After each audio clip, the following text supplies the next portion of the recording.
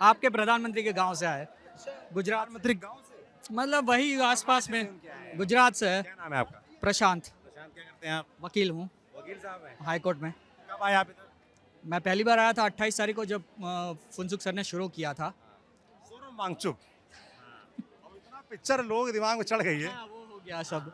क्या चल क्योंकि रहा है कल आपको दिमाग में, क्या उस चल बारे रहा में बहस हो गई थी मेरे दोस्त के साथ, इसलिए दोनों नाम में मेरी गलती हो है? गई। क्या बहस हुई? वही सब वो बोल रहे थे कि आमिर खान ने सच तो बोल दिया ना, उनसे इंस्पायर। मैंने बोला भाई अभी ये टॉपिक डिस्कस करने के बाद नहीं है। गुजरात में एजुकेशन कैसा है ये बताइए। मेरा तो बेटा ले गए, वो मेरा बेटा है, वहाँ पे फोटो लगी है, वो मैं उसका पापा हूँ। जब शुरू किया था तब मैं इसीलिए आया था, और कल उसको 1 महीना पूरा हुआ, और 1 महीने पे मेरे को मंथली श्रद्धांजलि क्या मिल रही है, मेरे लिए, मेरे बेटे के लिए जो बैठे थे उनको भी गायब कर दिया। तो मैं यहाँ पे नहीं आऊँगा। जब शुरू किया था तब आया था, तब भी बात की थी मत करिए, गवर्नमेंट बेकार है। मैं खुद लड़ता हूँ। कैसे रास्ता निकलेगा वकील साहब? अभी दूसरा बेटा बाकी है, उसको बचाना है, तो रास्ता तो वही है, सिस्टम बदलना है।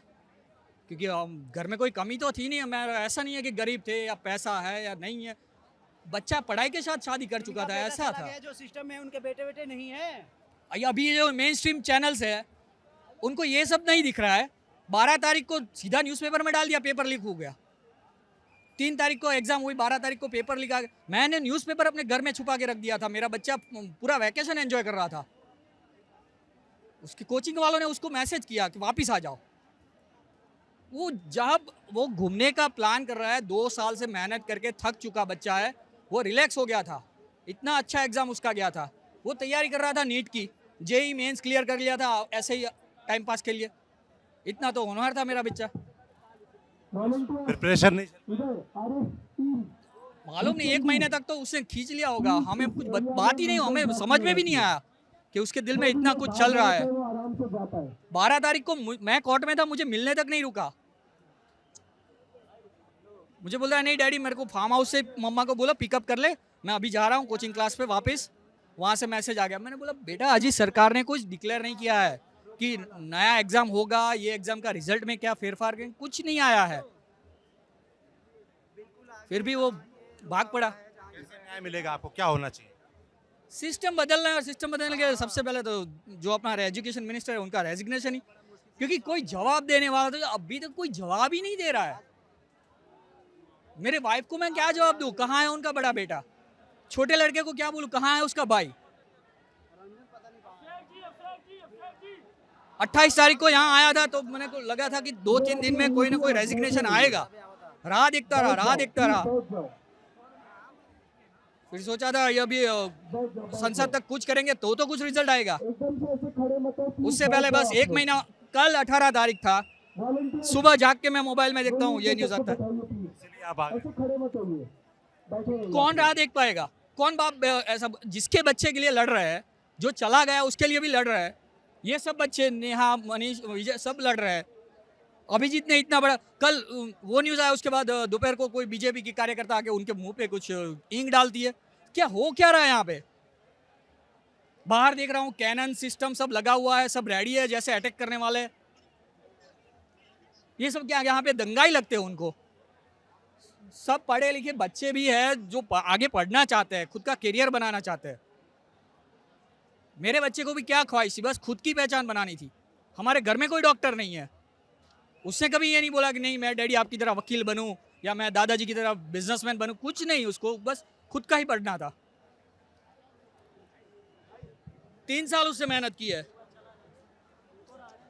मेरे से अलग रहा वो बोला कि नहीं डैडी आपके साथ रहूंगा, पढ़ाई में ध्यान नहीं रहेगा क्योंकि आप है ना मुझे घूमने बहुत ले जाते हैं।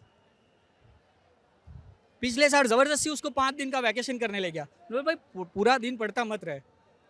उसने बोला गिटार बजाना है, मैंने ले भाई, राह मत देख। गिटार बजाता था, फुटबॉल खेलता था। मैं जाता हूँ उसको, जब भी मिलता हूँ तो उसको बोलता हूँ बेटा हर 2 घंटे में 10-15 मिनट का ब्रेक लेके तू ट्यून बना। क्या बढ़िया ट्यून्स बनाता था। जेई क्लियर्स कर दिया था। नीट में तो उसको पक्का मालूम था, उसको अहमदाबाद की नंबर 1 कॉलेज में एडमिशन, मेहता कॉलेज है उसमें एडमिशन पक्का था उसका। इतना अच्छा पेपर था उसका। हिम्मत रखिए। बाकी इस देश का क्या सिस्टम किस तरह कैसे हिम्मत रखे? सिस्टम चेंज होगा जो तभी लड़ रहे हैं होगा। उनको उनको भी गायब कर देते हैं, जो पीछे बैठते हैं उनके ऊपर भी हम अटैक कर देते हैं। सर जिसके बच्चा जाता है ना उसका दर्द कौन समझ समझ सकता रहा है? हूँ, मतलब मैं समझ नहीं सकता मगर फिर भी मैं समझने की कोशिश कर रहा हूँ, कोई जिस पे बीतती है। सर हम ये खुद नहीं समझ पा रहे हैं कि जिसका बच्चा इतना होनहार हो और वो बंदा इतनी सड़ी गर्मी में, इतनी उमस में, इतना सर देखिए क्या है, ऐसे बच्चे कहाँ मिलेंगे? इसका कौन जवाब मुस्कुराता चेहरा कहान का। लॉक हो गया। कल 1 महीना हुआ तो हम थोड़ा होता है ना शौक तोड़ने वाले थे, ये सब करने वाले थे फॉर्मेलिटीज 1 महीने की। सुबह जाग के देखता हूँ ये न्यूज़ आ रहा है।